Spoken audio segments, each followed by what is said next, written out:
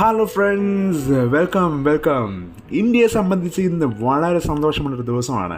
കാരണം ഓഗസ്റ്റ് 23 ദേശീയ ബഹിരാകാശ ദിനമായി ഇന്ത്യ പ്രഖ്യാപിച്ചിരിക്കുന്നു.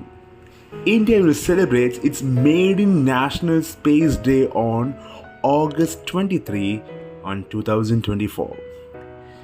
അത് ഇന്ന് സെലിബ്രേറ്റ് ചെയ്യുന്നത് ഡൽഹിയിൽ ഭാരത് മണ്ഡപത്തിൽ വെച്ച് വളരെ സമുചിതമായി ഇന്ന് അത് ആഘോഷിക്കുന്നു. ഓഗസ്റ്റ് 23 നാഷണൽ സ്പേസ് ഡേ ആയി തിരഞ്ഞെടുക്കാനുള്ള കാരണം എന്താണെന്ന് ചോദിച്ചാൽ അതിലൊരു പ്രധാനപ്പെട്ട കാരണമുണ്ട്. This day marks the anniversary of the Chandrayaan 3 mission successfully soft landing on the lunar surface in 2023. The theme for this year's celebration is Touching Lives While Touching the Moon. ഈ വർഷത്തെ ആഘോഷത്തിൻ്റെ തീം ചന്ദ്രനെ തൊടുമ്പോൾ ജീവിതങ്ങളെ സ്പർശിക്കുന്നു എന്നാണ്. India Space Saga. Various events will be held to highlight India's achievement in space exploration and research.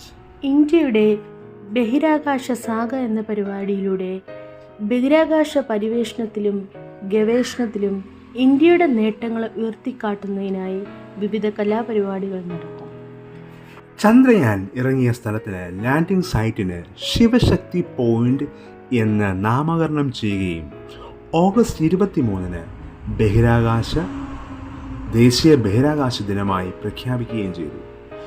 2024 August 23 ന്യൂഡൽഹിയിലെ ഭാരത് മണ്ഡപത്തിൽ ഇന്ത്യയുടെ ആദ്യ ബഹിരാകാശ ദിനം സമുചിതമായി ആഘോഷിച്ചു. ഈ ദിവസം ഒരു വലിയ വിജയത്തിൻ്റെ ഓർമ്മപ്പെടുത്തലാണ്.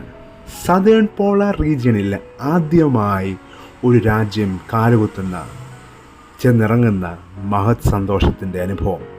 ആ ഒരു സെലിബ്രേഷൻ ഡേ ആണ് നാഷണൽ സ്പേസ് ഡേ ആയി ഇന്ത്യ തിരഞ്ഞെടുത്തത്. ആദ്യത്തെ കൺട്രി സദേൺ പോളാർ റീജിയനിൽ, 4ാമത്തെ കൺട്രി മൂണിൽ. അതാണ് ഈ വിജയത്തിൻ്റെ സക്സസ് എന്ന് പറയുന്നത്. ഈ മഹത് ദിനത്തെ നമുക്കും സന്തോഷത്തോടെ ആചരിക്കാം. കാരണം ഇത് നമ്മളുടെ ശാസ്ത്രജ്ഞന്മാരുടെ വിജയമാണ്. ഇത് ഇന്ത്യയിലെ വിജയമാണ്. ജയ് ഹിന്ദ്.